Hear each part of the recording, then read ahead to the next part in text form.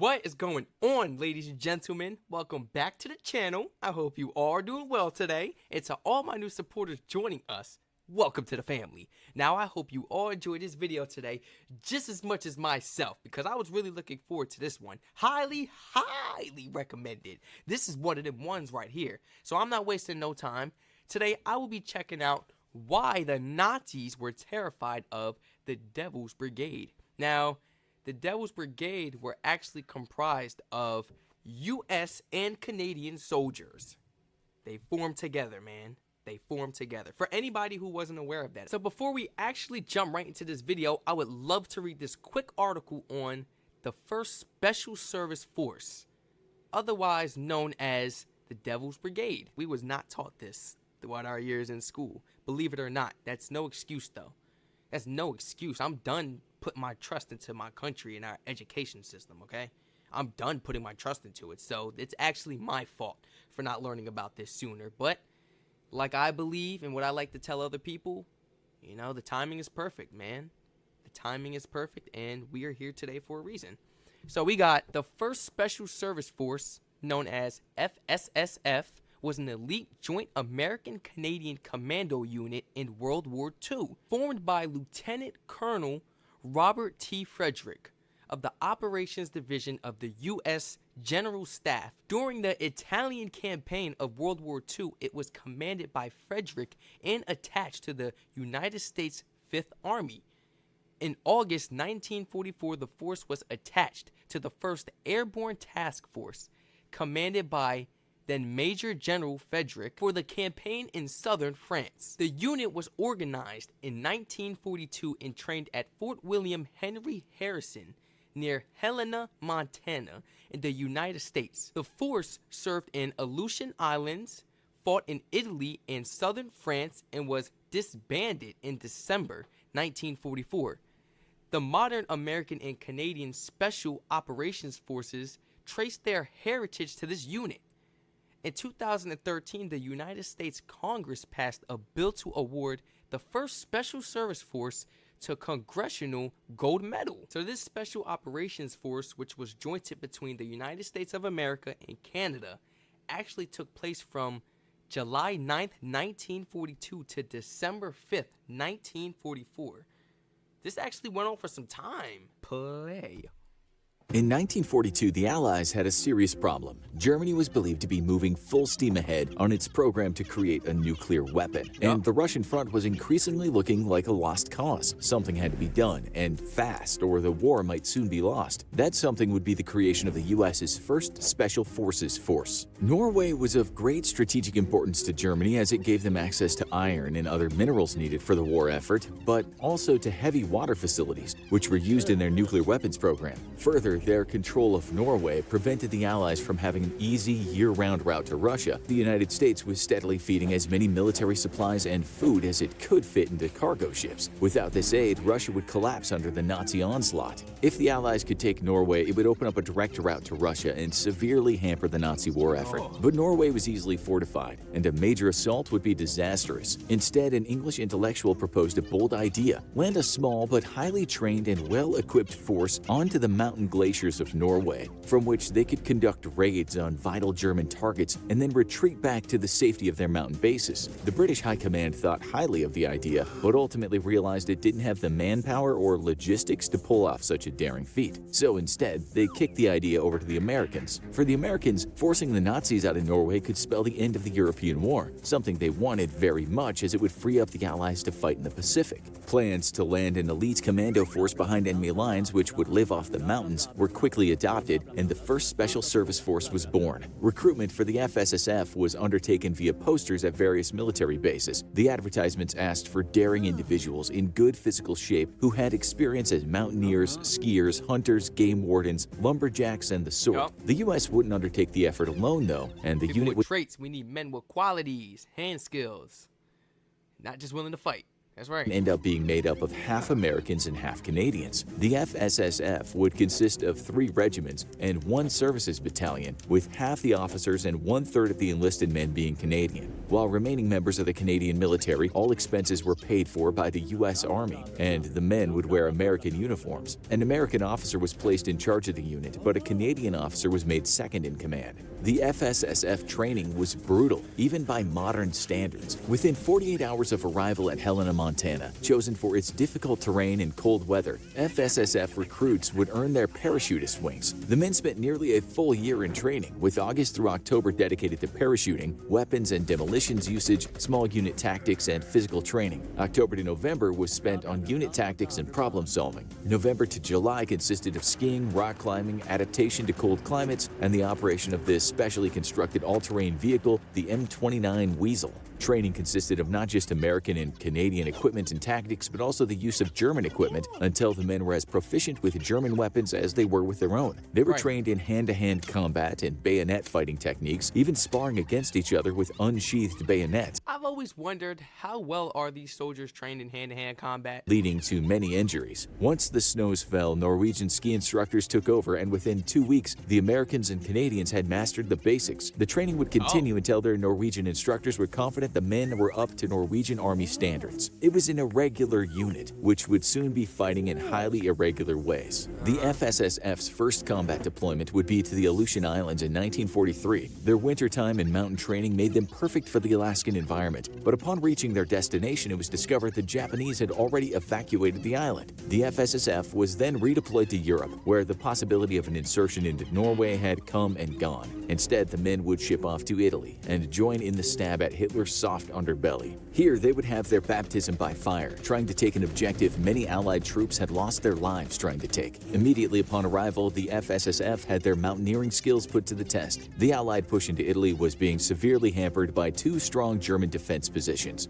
one at Monte La Defensa and another at Monte La Defensa. Previous assaults on these strongholds had yielded nothing but terrible losses for the Allies. The FSSF would have to prove they could succeed where everyone else had failed. If they didn't, the Allied push to Rome would falter. La Defensa would be the first target to be attacked. On the 2nd of December, the 2nd Regiment was tucked into within 6 miles of the base of the mountain, after which the men disembarked and moved on foot through the forest. Ahead of them lay a 6-hour march, uphill, through difficult terrain, with a hornet's nest full of Nazis waiting for them. A force of 600 men had reached the base of the mountain and took a rest. Then, under the cover of dusk, began their ascent of La Defensa. The assault was covered by a brutal Allied bombardment, with one soldier remarking that it looked as if they were marching into hell, as if the entire mountain was on fire. The men managed to sneak all the way to the base of the final cliff they'd have to climb without the Germans ever realizing they were there. Such was the intensity of the incoming artillery. But Mother Nature helped too, lashing out at all the combatants with freezing rain, which helped cover the approaching soldiers as they climbed a 1,000-foot cliff. But it also exhausted the men and threatened to blow them off their perilous holds into a very ugly death on the rocks below. Incredibly, the men climbed to the top of the cliff and then moved into position in a shallow depression just across from the enemy's lines. They were supposed to hold their fire until dawn, when the assault would begin,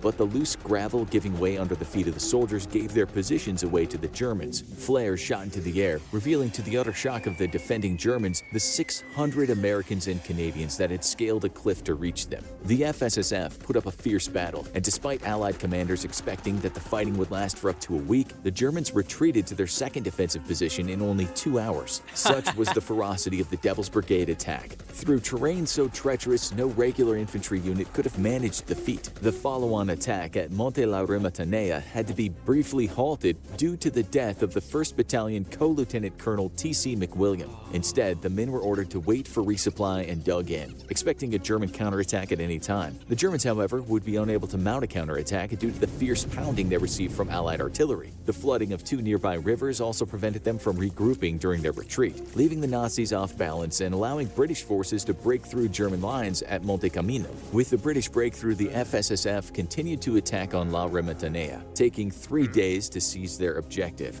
The next month, the FSSF would continue showcasing its mountain fighting 3 days ain't so bad when you look at it.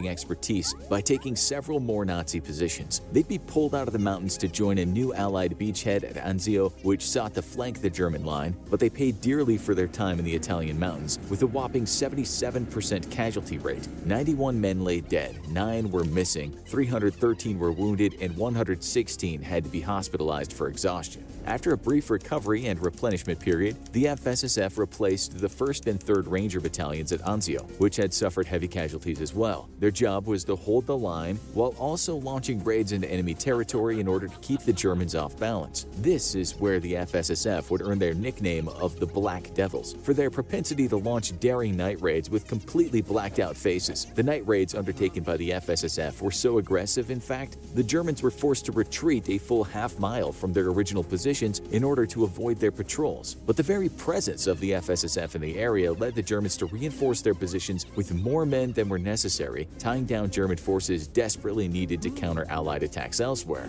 The Black Devils had earned a reputation amongst the Germans, who believed they were facing a full-on division rather than 3 under-strength regiment. One note found on a German prisoner warned that they would be fighting an entire Canadian-American force. They're treacherous, unmerciful, and clever. You cannot afford to relax. The first soldier or groups of soldiers capturing one of these men will be given a 10-day furlough. With their raids penetrating deep behind enemy lines, the Germans grew increasingly more fearful of these Canadian and American Night Devils. To further wreak havoc on German morale, the FSSF began to leave a unique calling card on the corpses of Germans killed and equipment destroyed in the middle of the night, a sticker with the unit's patch, which read in German, "The worst is yet to come." That summer, the FSSF would have the honor of being one of the first Allied units to enter an enemy capital as they rushed into Rome under the cover of night in order to ensure that the retreating Germans didn't blow up key bridges. With Italy falling to the Allies, the FSSF would be shipped to the sunny southern coast of France, but they weren't there for a vacation. With the successful Allied landings at Normandy, the FSSF would help envelop German forces in France in a pincer movement.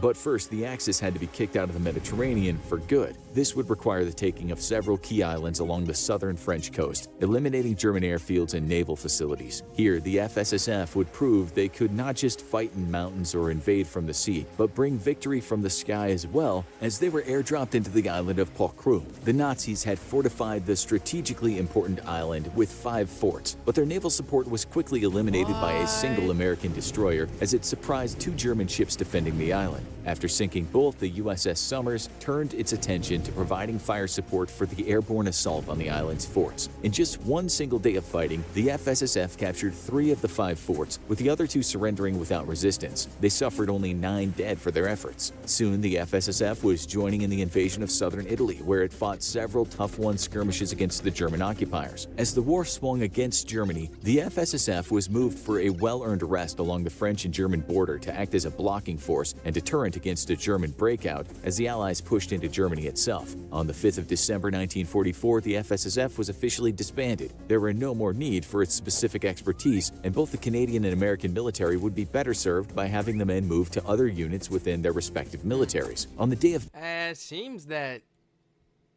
Devils Brigade, they had more strategy in Germany. I mean, come on now.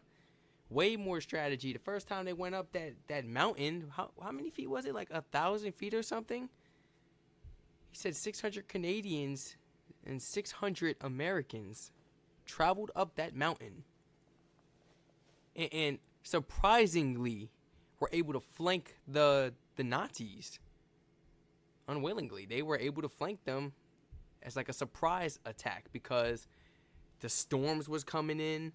They were already getting ambushed. They were already getting, shot at. Explosions going on, the fire. They weren't really focused on, checking around, seeing if there were any other soldiers coming up behind them, coming to flank them, because they probably thought it was impossible. They thought that they were probably the only ones who were able to achieve getting to the top of that mountain, take over, and they were wrong. They were wrong. Same for this here. They came throughout the night, wore blackout masks and everything so that you can't see them at nighttime.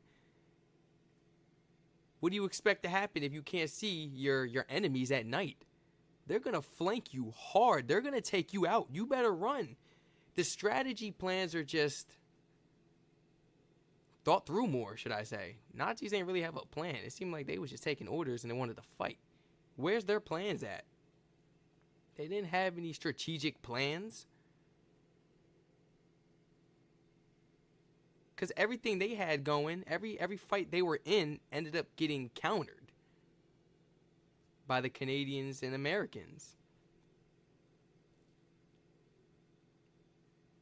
They just had numbers, man. All they had was numbers for their military. They didn't have no strategic plans at all. Like,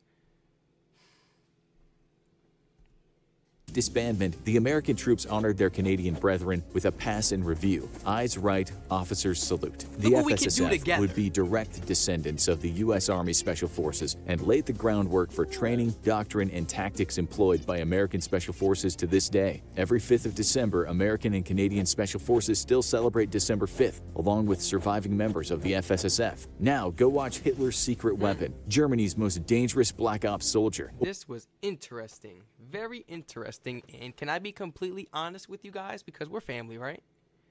Nobody gonna judge me, right?